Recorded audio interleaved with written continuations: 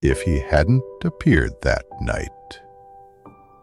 There are days when you don't know that a single moment could change your entire life. I once stood on the edge of life and death. I was 26, jobless. My partner had left. Friends were gone. Everything collapsed within a month. I owed no one except myself. And all I wanted was an answer. How did I become this? That night, it rained. I wandered through the streets, soaked, aimless. And somehow, I ended up standing on a bridge I'd passed 100 times. I looked down at the rushing water. My mind was blank, and I truly believed no one would notice if I disappeared. I climbed up on the edge. And then, a voice behind me said, "If you jump, who should I give this dinner to?" I turned around.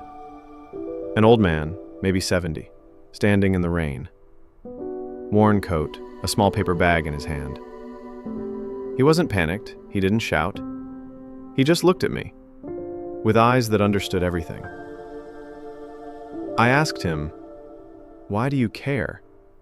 You don't even know me." He smiled gently. "You're not invisible, son. You're just hiding, because you think no one needs you."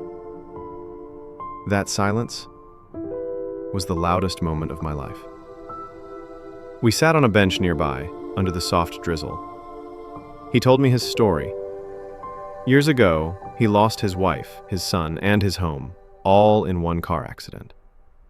He said, "I stood on this very bridge once, ready to go.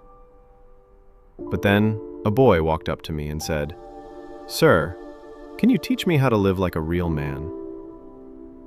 That boy saved my life." Then he pulled a small notebook from his coat, worn and weathered, and handed it to me.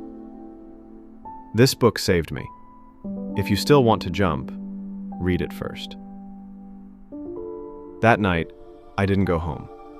I sat alone at a train station, and I read. First page said, "No one is born strong. They become strong because they have no other choice." Another page. "Success is not about what you gain. It's about not losing who you are." And another.